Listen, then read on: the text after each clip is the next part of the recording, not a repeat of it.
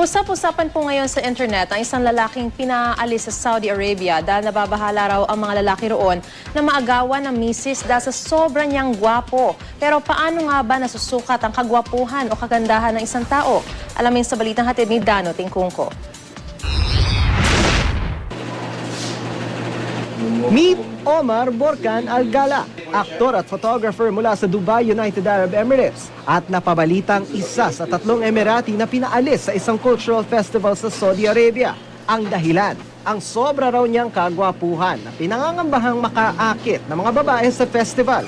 Agree kaya mga kababayan natin sa hatol ng Saudi authorities sa kapogian ni Omar? Napakagwapo niya. Mukha naman siyang mukha siyang hindi threat sa Saudi. Gwapo. Bakit? Bakit gwapo? Lalaki, timo bigote, tsaka yung timo bigote niya, ang mata niya. Oh. Oh.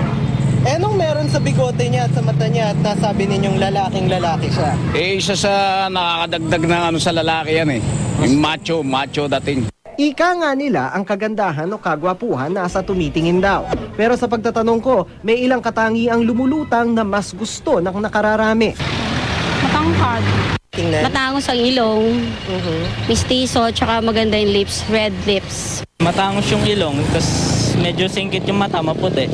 Ako pag tumingin ako sa babae, legs. Huwag nang magtaka dahil ayon sa mga eksperto, may siyentipikong sukatan daw ang kagandahan. Ang golden ratio mula sa numerong 1.618 sa Fibonacci sequence. Makikita raw ito sa iba't ibang magagandang bagay sa mundo, pati na sa mukha ng tao.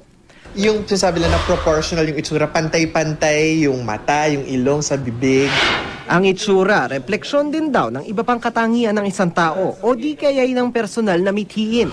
Kapag symmetrical or proportional yung mukha niya, mas nakikita mo siya na malusog. Actually, yun naman. Naibig hindi siya nakadanas ng stress, growing up, maayos yung pagpapalaki sa kanya. Ang tingin, pag mistiso ka, makapangyarihan ka.